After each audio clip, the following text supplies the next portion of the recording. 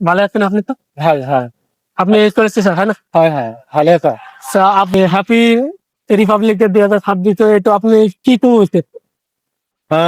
Republic day আমাৰ গণৰাজ্য দিৱস।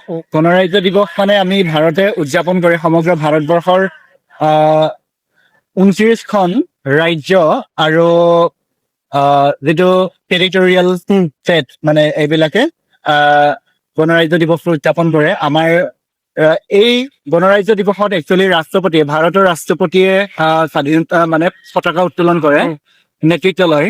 আৰু এতিয়া কৰ্তব্য পথত আমাৰ ৰাষ্ট্ৰীয় ৰাজধানী চহৰত এইটো গণৰাজ্য দিৱস উদযাপন কৰা হৈছে। ঠিক তেনেকৈ আমাৰ ভাৰতবৰ্ষৰ প্ৰত্যেকখন বিদ্যালয়, বিশ্ববিদ্যালয়, মহাবিদ্যালয় বিলাকতো এই গণৰাজ্য দিৱস উদযাপন কৰা হৈছে। আৰু গণৰাজ্য দিৱসৰ আমি আনুষ্ঠানিক পতাকা উত্তোলন হৈ গৈছে, পেৰেড কৰিছো।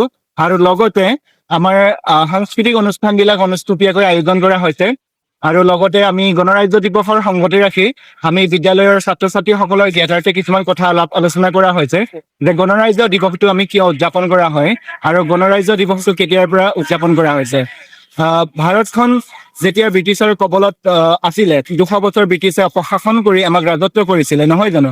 তেনে ক্ষেত্ৰত আমাৰ যিবিলাক নেতা, জাতীয়তাবাদী নেতাসকলে আমাৰ ভাৰতখন ব্ৰিটিছৰ কবলৰ পৰা মুক্ত কৰিবৰ কাৰণে তেওঁলোকে 1930 চনৰ 26 জানুৱাৰী তাৰিখে তেওঁলোকে পূৰ্ণ স্বৰাজ দাবী কৰিছিলে। জৱাহৰলাল নেহেৰুৰ নেতৃত্বত ৰাষ্ট্ৰীয় সংগীতটো আমি সকলোৱে একেলগে সগৌৰৱে আমি পৰিৱেশন কৰো আৰু খুব ভাল লাগে।